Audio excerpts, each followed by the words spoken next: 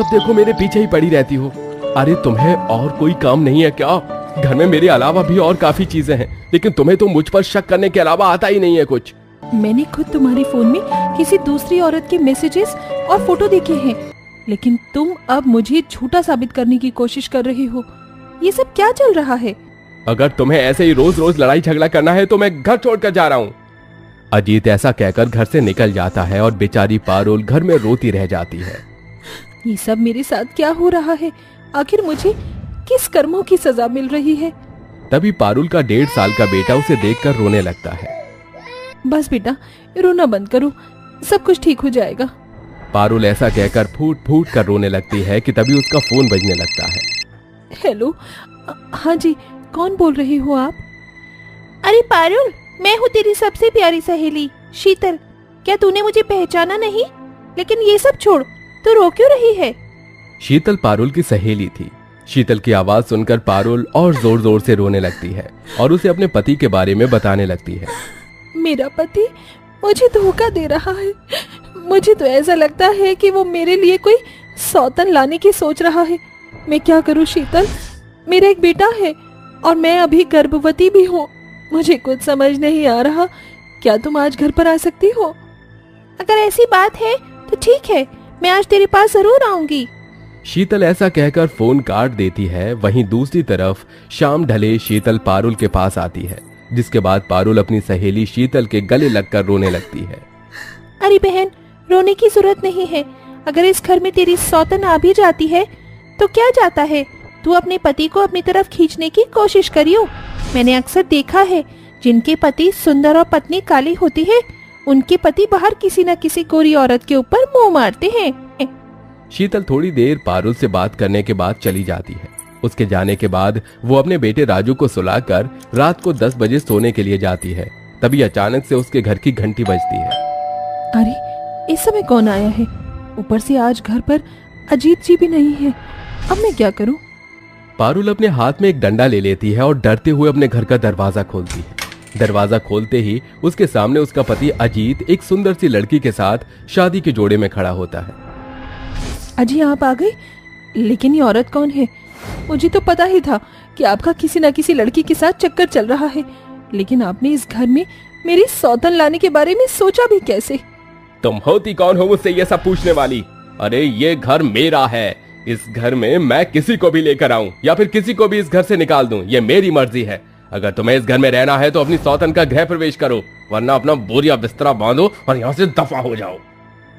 अजीत की ऐसी कड़वी बातें सुनकर बेचारी पारुल फूट फूट कर रोने लगती है, जिसके बाद पूजा की थाली लाकर अपनी सौतन का गृह प्रवेश करती है। मैं आपके आगे हाथ जोड़ती हूँ, मुझे इस घर से मत निकालिए। मेरे पेट में आपका बच्चा भी है। अगर आपने मुझे निकाल दिया तो मैं उसको लेकर कहाँ जाऊंगी? डार्लिंग, इस कूड़े कचरे को घर में रखने की क्या जरूरत है? वैसे निकाल ही दो। मैं इस घर में तुम्हारे और अपने सिवा किसी और को बर्दाश्त नहीं कर सकती। सही कहा तुमने, बिल्कुल सही कहा।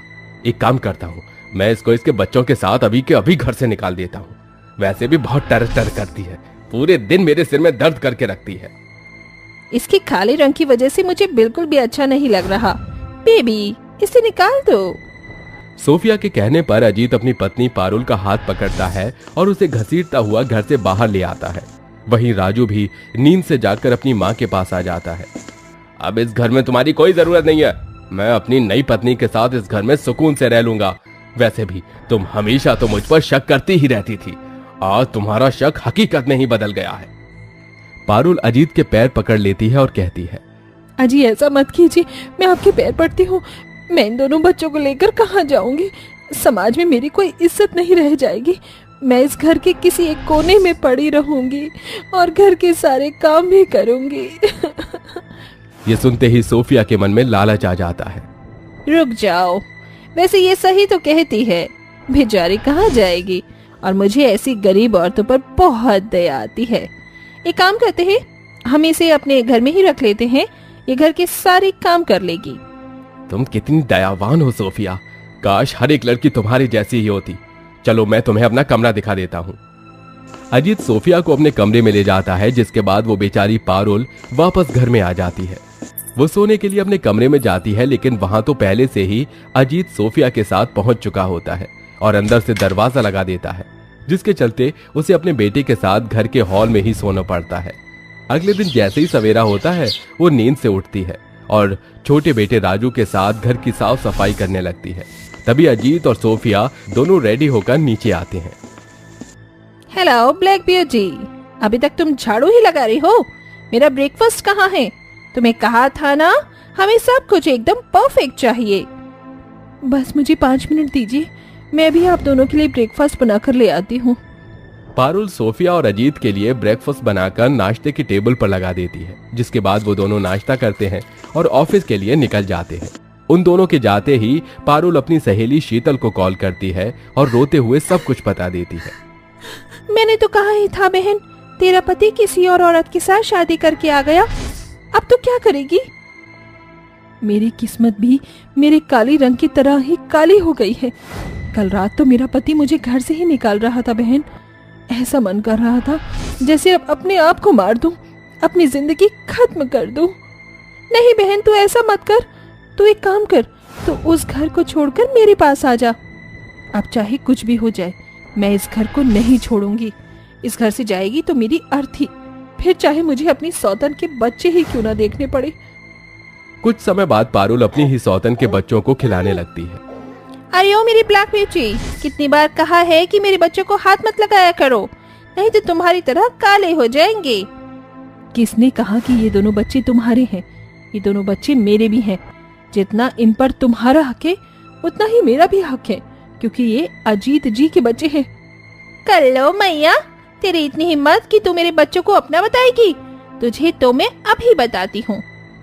देखते ही देखते सोफिया और पारुल एक दूसरे के बाल खींचकर बहुत बुरी तरह लड़ाई झगड़ा करने लगती हैं। तभी अचानक से बीच में अजीत की आवाज आती है और वो अपनी पत्नी पारुल को नींद से जगाता है। अरे अरे अरे उठो ना! ओहो, क्या हुआ पारुल, तुम अभी तक सो रही हो? देखो मुझे ड्यूटी के लिए लेट हो रहा है, क्या तुम मुझे नाश्ता नहीं बना कर दोगी? जैसे ही पारुल की नींद खुलती है वो अपने चारों तरफ देखकर हैरान रह जाती है। उसका बेटा बिस्तर पर उसके पास होता है और पति उसके सामने। कहाँ गई मेरी सौतन? आज मैं उसे छोड़ूंगी नहीं, मैं उसे मार डालूंगी। कहाँ है उसे? निकालो बाहर।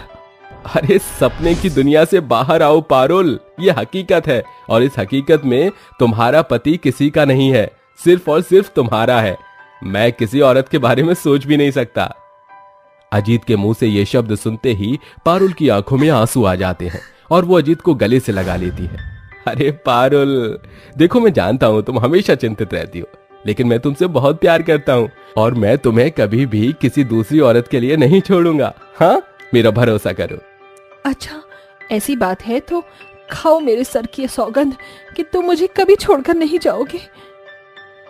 अजीत पारुल के सिर पर हाथ रखकर कहता है, ओहो पारुल, तुम तो बिल्कुल बच्चों जैसी बातें करती हो। ये लो तुम्हारी सौगंध, मैं कभी भी किसी औरत के बारे में सोचूंगा भी नहीं। उस दिन के बाद से पारुल अपने पति के ऊपर शक करना बंद कर देती है। कुछ महीने बाद वो एक प्यारी सी बेटी को भी जन्म देती है और अपने दोनों बच्चों और अपने पति के साथ खुशी खुशी रहने लगती है।